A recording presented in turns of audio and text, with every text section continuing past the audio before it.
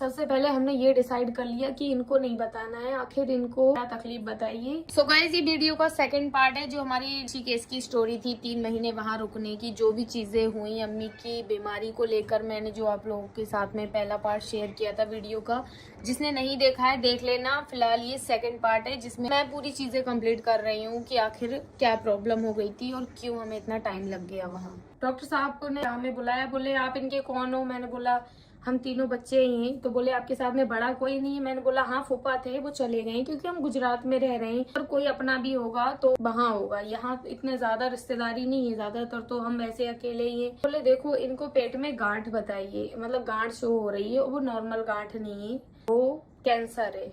मतलब जिस तरीके से उन्होंने बताया ना, वो तरीका बहुत अजीब था। जो मेरी अम्मी जनरल वार्ड में लेटी हुई थी ना, एक नजर मैंने ऐसे करके उनको डाली ना, जो मुझे फीलिंग आई वो तो मैं बयान नहीं कर सकती। फिर भी हमें बात करना थी पूरी कि कैसे इलाज होगा, कहाँ कर सकते हैं, यहीं होगा जहाँ पे एडमिट है, क्या है क्या नहीं। तो मैंने बोला डॉक्टर साहब सही हो जाएगा ना? बोले मुझे तो नहीं लगता है। डॉक्टर साहब ने ये बोला मुझे तो नहीं लगता है। तो सोचो आपके सामने, आपके चाहे माँ के बारे में ऐसी बात होती हो तो उस टाइम पे किसी को भी क्या फील होगा, मैं बस इतना कह सकती हूँ। मेरा है ना कलेजा निकल गया। मैंने बोला ये मतलब सोचा नहीं था, ये हो कैसे गया? बोले देखो अगर इनका इलाज भी होगा ना, अगर ये बच भी गई तो सिर्फ अगर 15 साल 10 साल भी जी तो इनकी मेडिसिन डेली चलेगी। हमने बोला ठीक है। इतनी शरीर में हिम्मत ही नहीं रही थी कि उनसे ज्यादा बात कर पाते। मेरा भाई ऐसा है कभी भी वो सीरियस होता ही नहीं है, लेकिन उसकी भी बिल्कुल आंखें लाल हो गई। एकदम से हम तीनों बहन भाइयों के हालात खराब हो गए। अम्मी लेटी हैं। सबसे पहले हमने ये डिसाइड कर लिया कि इनको नहीं बताना है, आखिर इनको क्या तकलीफ बताइए, बस इनको जैसे भी करके इनसे छुपाना है। अम्मी तो नींद में ही थी, उनकी मेडिसिन चढ़ रही थी जो। हम बाहर आ गए। आप खाली ये अंदाजा लगाओ, तीनों बहन भाई थे, कोई भी संभालने वाला नहीं था। खाली फोन किया मामा को, उनको चीजें बताई और उनको रिपोर्ट भेजी, लेकिन वो अपने दिमाग से चल रहे हैं। वो बोल रहे हैं ऐसा कुछ भी नहीं है, रिपोर्ट्स हम देख रहे हैं, क्योंकि नाना भी डॉक्टर हैं, मामा भी डॉक्टर हैं। अगर वो उनको ये भी पता है कि ये अकेले बच्चे हैं, अगर इनको ये चीजें बता दी इनके साथ अभी क्या होगा, ये कैसे सह पाएंगे। वो कह रहे हैं ऐसा कुछ नहीं है, डॉक्टर खाली झूठ बोल रहे हैं। लेकिन मुझे पता था अगर किसी डॉक्टर ने जो चीज कह दी है, वो इतनी बड़ी बात ऐसे नहीं बोल सकता बिना किसी उम्मीद के।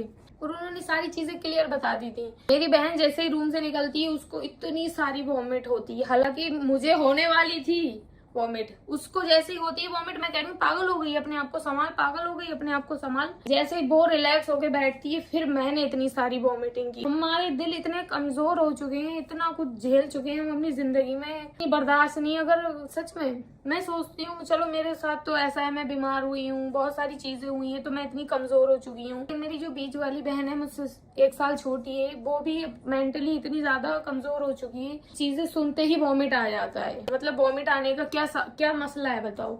यही तो है कि मेंटली इंसान इतना स्ट्रांग नहीं है। जब चीजें तुम्हारे ऊपर एकदम से आती हैं तो तुमसे बर्दाश्त नहीं होगी, तभी वॉमिट होगा, इस तरीके की चीजें तभी होंगी। मेरा भाई अकेला बेचारा कैसे संभाले हमें, जैसे तैसे करके हमने अपने आप को संभाला। डिसाइड कर लिया अम्मी को नहीं बताना है ये चीज, इनको हुआ क्या है। और हॉस्पिटल में जो चारों तरफ लोग हैं ना, वो ये देख रहे हैं एक लड़की ने वॉमिट किया, 2 मिनट के बाद दूसरी लड़की ही वही चीज कर रही है, और आंखों में से आंसू, शरीर ऐसे कांप रहे हैं। हम तो ये कहती हूँ इंसान को मेंटली स्ट्रांग होना बहुत जरूरी है। बस बहुत तमाशा बन जाता है गाइज अगर इंसान मेंटली स्ट्रांग ना हो, कितनी भी कोशिश कर ले वो अपने हालात खराब कर ही लेता है। फिर हमने वहाँ से निकले, हम हॉस्पिटल से रास्ते में बात करते जा रहे हैं मामी से। मामी कह रही है ऐसा कुछ भी नहीं है, टेंशन मत लेना तुम बच्चों, कुछ भी ऐसा वैसा नहीं है, रिपोर्ट्स अच्छी हैं अम्मी की, इतना कुछ है नहीं जितना तुम्हें बताया है डॉक्टर ने। कौन डॉक्टर है जो ये सब बोल रहे हैं, ये सब बातें हो रही हैं। अम्मी को हम ले आए। मैंने वही डॉक्टर साहब से बोला था डॉक्टर साहब इनको पेन बहुत है, अभी हम, डॉक्टर ने भी बोला था इनको घर ले जाओ क्योंकि यहाँ इनका इलाज नहीं है। यहाँ अगर आपको गुजरात में इलाज कराना है तो उन्होंने कुछ जगहें सजेस्ट की, एक हॉस्पिटल सजेस्ट किया, बोले यहाँ आप ज्यादा टाइम तक इनको रख नहीं सकते। हमें जो हॉस्पिटल के लिए बताया था, बोले सुबह 10 बजे आपको जाना है, अभी रात में ले जाओ इनको जनरल वार्ड से। और पेन उनको इतना था, मैंने बोला अगर ले जाएंगे डॉक्टर साहब तो कहाँ रखेंगे इनको? बोले एक पेन किलर दे देता हूँ, अगर ज्यादा दर्द हो तो दे देना, अदरवाइज खाने में भी इनको कुछ नहीं देना है, सिर्फ आप नारियल पानी पिला सकते हो। मैंने बोला ठीक है। हम अम्मी को ले आए। वो जो रात थी गाइस, इस पूरे प्रोसेस में एक कयामत की रात थी। मैं आपको बताऊं जो गुजरी ना, एक एक तो बहुत ज्यादा गुजरा कि ये प्रॉब्लम हमारे साथ अगर जो कुछ भी हो रहा है तो ऐसा क्यों हम अकेले हैं, हमारे साथ कोई है क्यों नहीं। सबसे बड़ा दर्द तो मुझे ये महसूस हो रहा था कि कोई हमें संभालने वाला नहीं। मैं अपने बहन भाइयों को संभालने वाली थी, लेकिन मेरे खुद के हालात इतने खराब थे। मुझसे 100 गुना ज्यादा मेरी बहन के हालात खराब थे। वो अपने आप को नहीं संभाल पा रही थी। रात को अम्मी को लाए, नीचे लिटा दिया हमने, फिर हम सारे बहन भाई ऊपर आ गए। यहाँ भी हम अकेले, चारों बहन भाई अकेले। मतलब अब ये सोच रहे हैं ये जो कैंसर की बात इन्होंने बताई, ये हम किससे शेयर करें, किसको बताएं। मतलब यहाँ भी अगर किसी को बता रहे, कौन आएगा हमें इतनी रात में संभालने के लिए। आते आते तो 1-2 बज गया था। मैं बयान कर करके ऐसी बातें बोल बोल के रो रही हूँ। ऐसे तैसे करके रात गुजर गई। रात में हमने तहज्जुद पढ़ी, मेरी बहन ने पढ़ी। गाइज मैं बता रही हूँ, इतने बुरे टाइम देख के निकली हूँ। बस बता रही हूँ, वो रात मैंने एक बार ऐसे करके मैं सोई नहीं थी। बर्दाश्त में मतलब एक्सेप्ट नहीं कर पा रही थी। होते होंगे लोगों के दिमाग दर्द, दुख के साथ साथ नींद भी आ जाती होगी, लेकिन अगर फर्स्ट टाइम इतना बड़ा धक्का लगा, मतलब होश में जब से आई हूँ, बीमार हुई हूँ, समझदारी आई है, तब से तो यही मुझे ऐसा लगता है बहुत बड़ा धक्का लगा। ऐसे आंखें बंद कर रही हूँ, ऐसे झटके लग रहे हैं। आंखें बंद कर रही हूँ, गाइस झटका लग रहा है। मतलब वो चीजें एक्सेप्ट नहीं हो रही थी मुझसे। 1-2 लोग हैं अगर कोई जान पहचान में, तो उनको अपना दर्द कैसे सुनाऊं। अगर सुनाऊं भी तो क्या कोई समझ जाएगा कि इसके ऊपर क्या गुजर रही है। कोई समझने वाला नहीं था। जो भी करना था हमें ही करना था। सुबह को उठ के डॉक्टर के पास जाते हैं अम्मी को लेके। दूसरे जो डॉक्टर उन्होंने सजेस्ट किया था हॉस्पिटल, वहाँ अम्मी को लेके जाते हैं। देखो गाइस, पहले MD को दिखाया, देन सरकारी हॉस्पिटल में, देन सरकारी हॉस्पिटल के बाद दूसरे प्राइवेट में गए, वहां पर 3 डॉक्टर्स को दिखाया। अभी तक 5 डॉक्टर्स हो चुके थे, जिन छठे के पास हम जा रहे थे।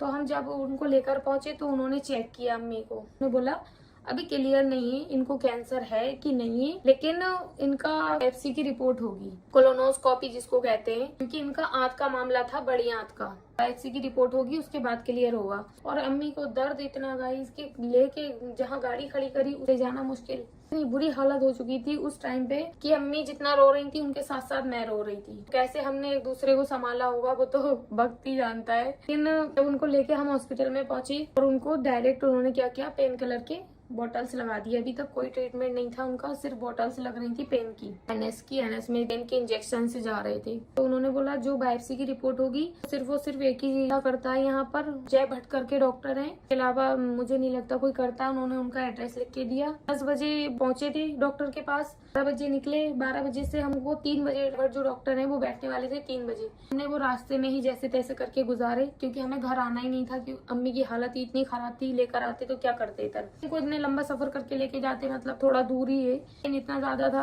3 बजे तक वेट किया, इनकी बायोप्सी की रिपोर्ट कराई अम्मी की। ज्यादा लंबा वीडियो हो जाएगा इसलिए मैं जल्दी जल्दी एक्सप्लेन करूंगी, वरना ये जो 3 महीने का पीरियड गुजरा है ना, ये ऐसा नहीं था सिर्फ और सिर्फ वक्त गुजर रहा था। ये एक दर्द था जो हर पल सहना था, हर पल महसूस हो रहा था, साथ में था। और हम लोगों के दिल पे जो गुजर रही थी वो तो हम ही जानते हैं। ना रात को एक पलक ऐसे करके मारी थी मैंने, ना कुछ खाया था, और दिल में इतना दर्द लफ्जों में तो बयान नहीं होगा। ये जो बीमारी का नाम आता है ना, इंसान ये सोचता है कैसे करके जिंदगी, मतलब अब अपने रास्ते बदलेगी, किस तरह से रुख बदलेगा, किस तरह से जिंदगी होगी। फिर हम जय भट्ट के पास रिपोर्ट कराई गई। उन्होंने भी ऐसी हालत कर दी हमारी, जो पहले बोला था प्राइवेट वालों ने, फिर से वही हालात हो गए। उन्होंने जो बायोप्सी की रिपोर्ट आई अम्मी की, उन्होंने बोला इनको वही प्रॉब्लम है, मतलब जो वहाँ बताई गई है और रिपोर्ट्स में वही चीज आई है। और मैंने बोला मेरा एक ही डॉक्टर से सवाल था, सही हो जाएगा डॉक्टर साहब, सही हो जाएगा। डॉक्टर ने बोला मुझे तो नहीं लगता सही हो जाएगा। मतलब वो तो क्लियर बताएंगे ना, उन्हें थोड़ी तुम्हारे रिश्तेदारी निभानी है, सारी चीजें। वो बोल रहे हैं मुझे नहीं लगता सही हो जाएगा, बाकी आप दिखा दो आपको। उन्होंने पता नहीं वहाँ ट्रीटमेंट करते हैं नहीं करते हैं, रिपोर्ट्स वगैरह करते हैं। मैं जा ही नहीं रही थी अंदर। मेरे भाई के दोस्त थे 2-3 जिन्होंने इतना साथ दिया है, कोई अपना भी साथ ना दे, एक सेकंड साथ रहे, अपना घर बार छोड़ के बेचारों ने खाना नहीं खाया। एक मेरे फूफा थे जो साथ रहे, जिन्होंने मुझे बहुत ज्यादा समझाया है। ये लोग थे, उन्हीं से मैं कह रही हूँ तुम डॉक्टर से बात करो। मेरे बस की बात नहीं मैं डॉक्टरों से बात करूँ, क्योंकि डॉक्टर अगर मुंह पे कह देगा कि नहीं बचेंगी तो मैं पहले ही मर जाऊंगी। मैं कैसी भी हूँ गाइस, गुस्से की तेज हूँ, जो भी है, लेकिन मैं जिसको अपना मानती हूँ वो तो मेरी माँ है। कोई गैर भी हो मैं उसका भी नहीं झेल सकती। बर्दाश्त करना मेरे बस में था नहीं। मैंने बोला आप लोग जाके बात करो, फिर भी मुझे सहन नहीं हो रहा। मैं अंदर घुस रही हूँ, सवाल पूछ रही हूँ, डायरेक्ट पूछ रही हूँ सही हो जाएगा। डॉक्टर कह रहे हैं मुझे नहीं लगता। फिर गाइस जो मेरे यहाँ से पेन होना स्टार्ट हुआ, मुझे नहीं पता वो पेन मुझे क्यों हुआ, कैसे हुआ। पेन बैक से लेके आगे तक इस कदर मुझे पेन हुआ। मैं उधर फोन पे मेरी खाला के सामने रो रही हूँ, खाला ये बता रहे हैं डॉक्टर, ये हो रहा है वो हो रहा है। मामी को बता रही हूँ, कुछ समझ में नहीं आ रहा है कहाँ जाना है क्या करना है। हालांकि सारे लोग बात कर रहे हैं, लेकिन जो घर वाले होते हैं ना, इन मामलों में घर वाले ही सही डिसीजन लेते हैं तुम्हें करना क्या है। हम सिर्फ तुम्हें एडवाइस दे सकते हैं ये करो वो करो, लेकिन जो मेन चीज है वो तुम्हें करना है। लेकिन जो खाला का मसला है ना, वो ऐसा है जैसे मुझसे भी बड़ी एक बहन, उनकी शादी हो गई, मैं उनसे सारी चीजें अपनी शेयर करती हूँ। वो कह रही है ऋषिकेश में ले आ, ऋषिकेश में हॉस्पिटल की चीजें बता रही हैं। उनको ये प्रॉब्लम हुई थी, उनको चेस्ट में हुई थी, उनको मुंह में हुई थी, तो उनका सबका सही हो गया है, तू इधर ले आ। फिर कोई बता रहा है तुम दिल्ली ले आओ, कोई कह रहा है तुम इधर ले आओ। इतनी ज्यादा परेशान गाइस। दूसरी खाला से बात कर रही हूँ, वो कह रही है दिल्ली सही है। इधर बात कर रही हूँ कह ऋषिकेश में ले आओ। मेरा दिमाग पूरा खराब। लेकिन मुझे जिस पर यकीन होता है वो चीज मेरे काम आ जाती है। जिस पर यकीन था, सारे लोगों ने जो भी चीजें बताई, सबने मिलके जो अलग अलग चीजें बताई ना, वो मिलके एक जगह पे पहुंची। हम पहुंचे ऋषिकेश, और अंदर से पता नहीं ऐसी फीलिंग आ रही थी कि ऋषिकेश जब हम पहुंचेंगे तो चीजें सही होंगी। कुछ हद तक मुझे अंदर से, मतलब हालांकि डॉक्टर ने बोल दिया क्योर नहीं होगा, सही नहीं होंगी, लेकिन मुझे यकीन था कि ऋषिकेश में कुछ तो अच्छा हो जाएगा। जहाँ से अम्मी की बायोप्सी की रिपोर्ट हुई, उन्होंने बोला इनको वापस ले जाओ प्राइवेट हॉस्पिटल में, जनरल वार्ड में एडमिट करा दो। लेकिन जब हम जनरल वार्ड में पहुंचे थे गाइस, उन्होंने अम्मी को आईसीयू में डाल दिया था बिल बनाने के लिए। ये भी एक सच्चाई है। डेली का उन्होंने बोला था 15 के आपका लगेगा, 15,000 उससे ऊपर जा सकता है। लेकिन जिस तरीके से वो इतनी सारी मेडिसिन मंगवा रहे थे, मुझे तो लग रहा था 25,000 से भी ऊपर कहानी पहुंचा देंगे ये। और वही लोग बोल रहे हैं ऑपरेशन करेंगे, एक साइड से ऑपरेशन करेंगे, ये करेंगे वो करेंगे, और जो मेन प्रॉब्लम है उसका ऑपरेशन करेंगे वो कम से कम 2.5-3 महीने के बाद। मुझे समझ में ये नहीं आ रहा, ये इसका ऑपरेशन करेंगे 2.5 महीने 3 महीने के बाद इसका करेंगे, तो ये दर्द इनका कहाँ जाएगा, क्या होगा क्या नहीं होगा। जिस तरीके से उन्होंने वो चीजें बताई कि मेरी समझ से बाहर थी, इसलिए मैं अपनी खाला के पास, मामी के पास फोन कर करके रोए जा रही हूँ। जहाँ जहाँ मुझे उम्मीद थी, मैं सबके सामने गिड़गिड़ा रही हूँ, मुझे कोई आइडिया दो, मुझे कुछ बताओ, मैं क्या करूँ। मुझे सारी चीजें जो मिला के एक चीज बनी, वो बनी ऋषिकेश। और मेरे अंदर से फीलिंग भी आ रही थी कि ऋषिकेश में कुछ तो अच्छा हो जाएगा अम्मी के लिए। आईसीयू में जब जो एम्बुलेंस से लेके जाते हैं ना, एम्बुलेंस से ले जाने वाली हालत थी, क्योंकि इनको बिना NS बॉटल के, बिना पेन किलर के तो काम चल ही नहीं रहा था। तो वो जब एम्बुलेंस वाले होते हैं, वो चेक करते हैं कि मरीज की हालत है यहाँ से वहां ले जाने की। वो तो चेक करने गए जब, तो कह रहे हैं हार्ट बीट ठीक है, सारी चीजें, ऑक्सीजन ठीक है, सब कुछ ठीक है, लेकिन इनको आईसीयू में रखा क्यों है। जब एम्बुलेंस वाले नॉर्मली देख के बोल सकते हैं कि आईसीयू की जरूरत नहीं। उधर से मेरे मामा फोन पे बोल रहे हैं आईसीयू की जरूरत नहीं है, अम्मी को जो आईसीयू में रखने के लिए बोल रहे हैं। लेकिन मैं क्या करूं, अम्मी का दर्द ऐसा, उनकी दम पे दम हालत ऐसी हो रही है, बिल्कुल ऐसे बैठने की हिम्मत नहीं है, खाली लेट जा रही है। हॉस्पिटल में तो मरीज ही ज्यादातर होते हैं, लेकिन मरीज खुद उनको देख रहे हैं कि इनकी हालत क्या बनती जा रही है। और उनकी वजह से हम भी कुछ होश ही नहीं है, कौन है, कहाँ से आए, क्या करना है। मेरा एक ही काम था उस टाइम, सिर्फ और सिर्फ मेरे अपनों से, जिन पे मैं भरोसा करती हूँ, फोन पे एडवाइस लेना, मुझे करना क्या है। जो यहाँ पर मेरे साथ में थे, वो चिढ़ रहे हैं इस बात से कि आखिर जिया तुम ये बताओ, अम्मी आईसीयू में है, तुम यहाँ ऑपरेशन कराओ, फोन पे क्यों बात कर रही हो। लेकिन मेरा मोटिव यही था, मुझे फोन पे ही जो मेरे अपने कहेंगे, जो मेरा दिल कहेगा, वही मैं करूंगी। मैंने बोला, मेरी खाला ने बोला तू ऋषिकेश ले आ, मेरे भरोसे पे ले आ। उन्होंने काम किया ऐसा जैसे मेरी कोई बड़ी बहन होती वो करती, लेकिन मेरी अम्मी की छोटी बहन और मेरी खाला ने किया, और मैं उनके कहने पे ऋषिकेश के लिए निकल गई। हालांकि इस चीज में हाथ मेरी मामी का भी है, उन्होंने भी सारी चीजें बताई, और बहुत सारे ऐसे लोग हैं जिन्होंने एडवाइस दी, जिनके कहने पे मैं ऋषिकेश अम्मी को लेके आईसीयू में से निकाल के रात के 2 बजे हम निकल गए। जिंदगी में पहली बार मैं एम्बुलेंस पे बैठी थी। मुझे पता था कितना लंबा सफर मुझे तय करना है, अपनी माँ को ऐसे ही तड़पते हुए देखते हुए।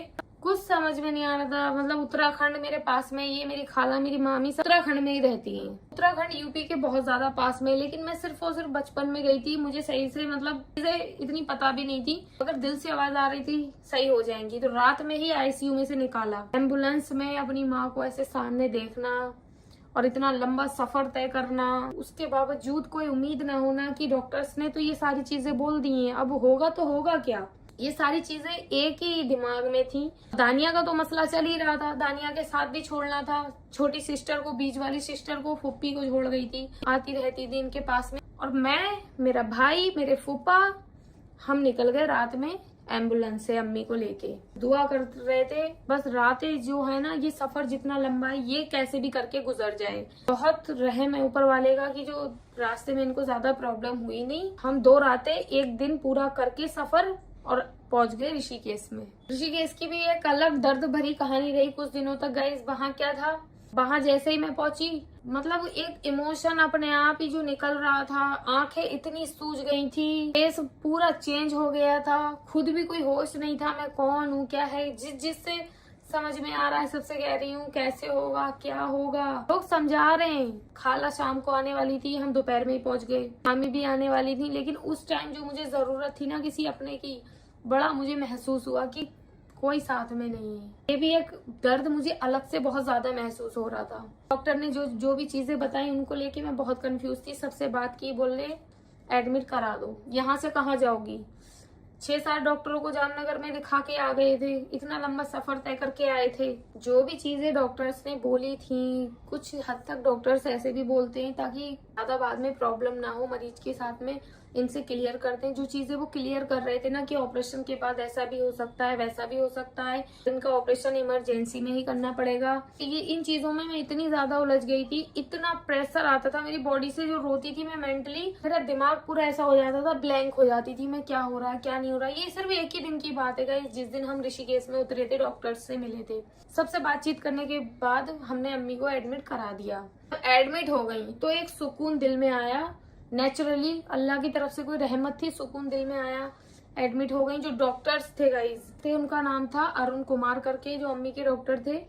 उन्होंने मतलब गुजरात में ही 4 साल स्टडी की है डॉक्टरी की। उन्होंने जब अम्मी की रिपोर्ट्स देखी कि 1-2 दिन पहले की, तो ये गुजरात की रिपोर्ट है, तो कह रहे हैं आप इधर क्यों आ गए, उधर ट्रीटमेंट नहीं था, क्या था क्या नहीं। मैंने उनको सारी चीजें बताई। इतना रो रही हूँ डॉक्टर्स के सामने, इतना रो रही हूँ कि डॉक्टर खुद कह रहे हैं कि आप रोगी तो आप बताओगी कैसे। फिर मुझे बोला आप रेस्ट करो बाहर। फिर मेरे फूफा को बुलाया, फूफा साथ में थे, उनसे बात की, उन्होंने सारी चीजें समझी। फिर एडमिट करा दिया अम्मी को। एडमिट कराने के बाद सुकून मिल गया। हाँ वो ऑपरेशन होगा, जो भी होगा ऊपर वाला मालिक है। हम ज्यादा अपने आप, मतलब मेरे अंदर सोचने की शक्ति थी नहीं। मैं आप लोगों से क्या बातें करती, मैं आप लोगों को क्या स्टोरी में बताती, मैं क्या फैंस के, पता नहीं लोग कैसे ब्लॉग बना लेते हैं, वीडियो बना लेते हैं गाइज। और फिर उसके बाद में जब मैंने वीडियो डाली, लोग कह रहे हैं इनकी अम्मी बीमार है, ये वीडियो बना रही है। आपको पता नहीं इंसान किन हालातों से गुजर के बाद में चीजें एक्सप्लेन कर रहा है। जिस दिन से मैंने ऋषिकेश में पैर रखा था ना गाइस, उस दिन से अभी तक 3 महीने से ज्यादा हो गए, मेरी आवाज है ना अभी तक सही नहीं हुई है। आवाज मेरी पूरी बिगड़ चुकी है। आवाज पहले तो निकलती नहीं थी, हवा ही निकल रही थी मुंह से। अम्मी को एडमिट कराने के बाद उनका 5-6 दिन के बाद ऑपरेशन किया, क्योंकि वो देख रहे थे इनकी कंडीशन कैसी है, किस तरह से झेल सकती है नहीं झेल सकती है। ऑपरेशन जब ऑपरेशन थिएटर में ले गए थे, उस दिन मुझे बहुत ज्यादा दुआओं की जरूरत थी, आप लोगों के साथ की जरूरत थी मुझे। लोग, मेरी मामी कह रही थी, खाला कह रही है, तो अपनी जो इंस्टा फैमिली है उनके साथ शेयर करके तेरी अम्मी की हालत ऐसी है, उनकी दुआओं की जरूरत है। मगर मेरे अंदर वो, मैं इंस्टा मोबाइल कुछ होश नहीं है। जब मेरी खाला आ गई, मामी आ गई, मुझे बस उनके ऊपर छोड़ दी मैंने कहानी कि तुम ही देखो, मतलब मैं जितना हो सकता है अपनी अम्मी की केयर करूंगी, बाकी चीजें तुम देखो। के बाद में जो बीच में चीजें चली है ना, वो भी मैं आप लोगों के सामने शेयर नहीं कर सकती। जब अम्मी को एक्सरे के लिए ले जा रहे थे ना, मुझे कुछ चीजें ज्यादा ही बुरी दिखने लगती हैं। मैं देख रही हूँ कि अम्मी का एक्सरे हो रहा है, तो उसमें कुछ गांठें ऐसी कुछ दिख रही। मैं कह रही हूँ कि अम्मी की तकलीफ चेस्ट में आ गई है। मैं एक्सरा करा के उनको लिटा दिया। लेकिन गई जब मैं ऐसे आंखें बंद करके लेटी, चारों तरफ लोग हैं, फिर एकदम मुझे दौड़ा सा पड़ा। मैं कुछ भी बोलने लगी, ऐसे रोने लगी, एकदम पूरा शरीर ऐसे कांप रहा है मेरा। वो आसपास के लोग बड़ा तरस खाए कह रहे हैं। और मामी खाला अम्मी के पास में, मैं अकेली बाहर लेटी हुई थी। जो मेरी कंडीशन हुई, कोई रोटी लेके आ रहा है खिलाने के लिए कि कुछ खा लो तुम। सुबह से कुछ भी नहीं खाया था, अम्मी को एडमिट करा दिया। 2-3 दिन के बाद की बात है गाइस ये। सोचो उस टाइम क्या हालात हुए होंगे जब कुछ चीजें पता चली थी। ये 2-3 दिन की बात है जब डॉक्टरों ने चीजें अपने हाथ में ले ली थी। किसी ने रोटी खिलाई, किसी ने कंबल उड़ाया। तो मैं ऐसे थोड़ा रुक गई। वहां के गार्ड थे, गार्ड खड़े हो गए, डर गए कि अरे मरीज के साथ में ये कौन मरीज आया, आ कौन गया। इस तरीके की चीजें हो रही थी। खाला को, मामी को बुला के लाए, भागती हुई आई। मैं उनसे क्या क्या बक रही हूँ, रो रही हूँ। कोई उम्मीद किसी चीज की नहीं है, बस सहारे की जरूरत थी। खाला आ गई थी सहारा देने के लिए, मामी आ गई थी। बहुत संभाला उन लोगों ने। ऑपरेशन वाले दिन मैंने आप लोगों के साथ में चीजें शेयर की। आप लोगों के साथ में जब मैंने ये चीजें शेयर की, उसके बाद मुझे एक हिम्मत मिल गई। जो आप लोग, कुछ लोग थे जो बुरा लिखते थे, उल्टा सीधा लिखते थे, लेकिन जो अच्छा लिखते थे ना, उससे मुझे बहुत हिम्मत मिली। मुझे लगा मैं दुनिया में अकेली नहीं हूँ, मेरे साथ भी बहुत सारे लोग हैं, मेरे भी अपने हैं। सच बता रही हूँ गाइस, बहुत ज्यादा मुझे सुकून मिला आप लोगों से शेयर करके। ऑपरेशन हो गया अम्मी का, ब्लड की जरूरत पड़ी, 2 पाउंड ब्लड की जरूरत पड़ी। मेरा ब्लड यानी मेरी हालत जैसे थे, डॉक्टर्स ने मना कर दिया। ब्लड का भी इंतजाम हो गया, जैसे तैसे कराया था, सारी चीजें हो गई। ऑपरेशन हो गया। ऑपरेशन के बाद डॉक्टर कहते हैं इनको कीमो दिया जाएगा। जो उनके ऑपरेशन जिन्होंने किया था, सर्जन ने, उन्होंने बोला कीमो दिया जाएगा। हॉस्पिटल में जब एडमिट कराया, 21 दिन तक हम हॉस्पिटल में ही रहे। अम्मी को जब मैं लेके निकली थी, 1 वो दिन 2 वो दिन जो सफर के दिन थे, और 5-6 दिन हो गए थे हॉस्पिटल में, और मैं कहीं नहाई भी नहीं थी। मैं अपने आप को इस कदर भूल चुकी थी, मुझे कोई होश नहीं था। जब इनका ऑपरेशन हो गया, ऑपरेशन के बाद कीमो की बात हुई कि कीमो दिया जाएगा। अभी एक दिल में तूफान था, लेकिन इन डॉक्टर्स ने ये कह दिया था कि ऑपरेशन के बाद हाँ सही हो सकती है। इन्होंने ये नहीं कहा कि कुछ भी नहीं होगा, ये है वो है। लेकिन हमने जब सोचा ना कि उन्होंने तो सीधे जामनगर गुजरात में बोल ही दिया था कि बचेंगी नहीं, तो कीमो और झेल लेंगे, जो भी होगा देखा जाएगा। फिर हम हॉस्पिटल में एंटर जब किया था, उस दिन से हम देख ही रहे थे किन किन हालातों से लोग गुजर रहे हैं। अपना दर्द है ना, कुछ हद तक कम लगा था। हम तो चलो इस लायक है, इलाज करा सकते हैं। कुछ लोग तो गाइस ऐसे थे जिनके पास पैसे भी नहीं थे इलाज कराने के, उनका कोई सहारा नहीं था देने वाला। दिल को ऐसे सबर आ जाता है लोगों को देख के कि हाँ, लोग ऐसे भी हैं जो हमसे बहुत बेहतर हैं। सिर्फ हम नहीं है ऐसे जिनको ऊपर वाले ने तकलीफ दी है, सिर्फ हम ही नहीं है, बहुत लोग हैं जो दर्द में हैं। ऑपरेशन के बाद हम 21 दिन रुके हॉस्पिटल में। हॉस्पिटल में 21 दिन गुजारे। एक आदत हो गई थी वहां पर। डिस्चार्ज कर दिया अम्मी को कि इनकी हालत बहुत ठीक है, लेकिन उनके जो टाँके थे ना ऑपरेशन के गाइस, मतलब चेस्ट के नीचे और पूरा नीचे तक उन्होंने उनका चीरा लगाया था, वो पक गए। टाँके पके तो पूरा जख्म ऐसे किताब की तरह खुल गया था उनका, उसको हील होना था। डेली हॉस्पिटल जाना होता था ड्रेसिंग के लिए, तो डेली ड्रेसिंग के लिए हॉस्पिटल जाते थे अम्मी। और उस बीच में हम ये भी वेट कर रहे थे कि इनका जख्म हील होगा, उसके बाद ही इनको कीमो दिया जाएगा। जो भी हमें ट्रीटमेंट लेना था उसी हॉस्पिटल से लेना था। मामा का जितने भी लोग हैं उन्होंने यही बोला था, जहाँ से ऑपरेशन हुआ है बाकी का ट्रीटमेंट वहीं से कराना। मैंने भी बोल दिया था 1 साल भी लग जाएगा तो मैं इधर ही रहूंगी, मुझे कुछ नहीं देखना, मुझे इनका इलाज कराना है, इनको सही कराना है। 2 महीने तक इनकी ड्रेसिंग चलती रही गाइस, 2.5 महीने तक ड्रेसिंग हॉस्पिटल से होती रही। अभी के जो कम से कम 20 दिन से अम्मी की ड्रेसिंग मैं कर रही हूँ। फिर इनको हम लेके गए ओपीडी में फिर से दिखाने के लिए। फिर से हम इनको डॉक्टर के पास लेके गए कि डॉक्टर साहब अब क्या करना है। 2.5-3 महीने हो गए। उन्होंने 10 डेज का बोला था गाइस, डेली के 6 अंडे खाने के लिए, 2 गिलास दूध विद प्रोटीन, यानी क्या क्या, जख्म भर जाएगा। लेकिन अभी तक हील नहीं हुआ है। इनको ड्रेसिंग के लिए लेके जाते थे, मैं देखती थी डॉक्टर क्या कर रहे हैं। NS डाल के क्लीन करते थे, फिर बैटरी ग्रास करके कोई ऐसी जाली जैसा आता है वो चिपकाते थे। तो इतनी सारी चीजें थी, मैंने सारी सीख ली।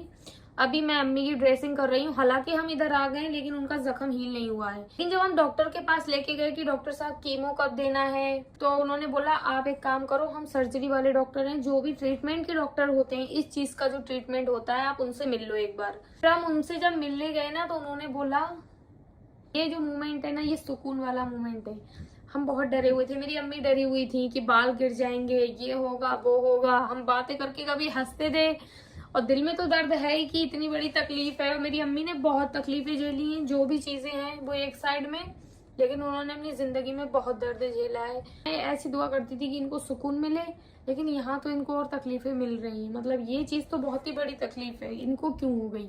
इन्होंने तो बहुत कुछ झेल रखा है अपनी जिंदगी में। उन्होंने जो हिम्मत दिखाई है ना, वो डॉक्टर्स भी कहते थे तुम किसी चीज से डरती नहीं हो, तुम बहुत, अगर ये चीज ऐसे तो होना नहीं चाहिए, अगर मुझे हो गई होती ना, मैं नहीं झेल पाती, मेरे बस की बात नहीं थी इतना झेलना जितना इन्होंने झेला है। इस कदर झेला है, इस कदर बर्दाश्त किया है ना। सिर्फ एक बार रोई थी, इतनी बुरी हालत थी, सिर्फ एक बार जब इनके यहाँ से नलकी डाली थी ना, कि ये सारी नसें है ना सूज गई थी, ब्लू हो गया था, हाथों की नसें बंद हो गई थी यहाँ से। तो मेरे भाई के सामने ऐसे देख के बोल रही थी तुम्हारी वजह से इतना दर्द झेल रही हूँ, वरना मैं मर गई होती। उस दिन रोई थी, उसके बाद उसके पहले कभी नहीं रोई। डॉक्टर के पास जब हम गए, कीमो वाले डॉक्टर्स के पास गए, तो उन्होंने बोला जो तुम्हारी तकलीफ है वो निकल गई है। मतलब जो इतना हाथ का हिस्सा निकाला ना अम्मी का, हो सकेगा पॉसिबल होगा मैं इधर इधर फोटो लगा दूंगी गाइस, इतना हाथ उनका निकाल दिया अम्मी का। जितनी जगह पे वो इन्फेक्शन था, जितनी जगह पे वो फैला था, लेकिन वो क्रॉस नहीं किया था। 2 स्टेज का था। उनकी रिपोर्ट आई, जो हाथ का हिस्सा उनकी रिपोर्ट के लिए गया था, 2 स्टेज था। फिर हमें ये डर था कीमो दिया जाएगा, बाल झड़ जाएंगे। लेकिन जब हम उन डॉक्टर्स के पास गए ट्रीटमेंट के लिए, उन्होंने बोला ये जो जिस तरीके से शो हो रहा है ना रिपोर्ट्स में, इसमें आपको कीमो की जरूरत नहीं है, किसी ट्रीटमेंट की जरूरत है, इवन इनको ब्लड की इंजेक्शन की भी जरूरत नहीं है। राहत मिल गई। उन्होंने बोला एक MSI की रिपोर्ट होगी, एक HC2 करके कुछ रिपोर्ट होगी इनकी, उसके बाद क्लियर होगा क्या करना है। तो बस उस रिपोर्ट के लिए हम रुके रहे 10-15 दिन। वो रिपोर्ट आई गाइस, फिर हम मम्मी को दिखाने के लिए गए। उन्होंने बोला इनको कुछ भी ट्रीटमेंट की जरूरत नहीं है, बस यही चीज चाहते थे हम।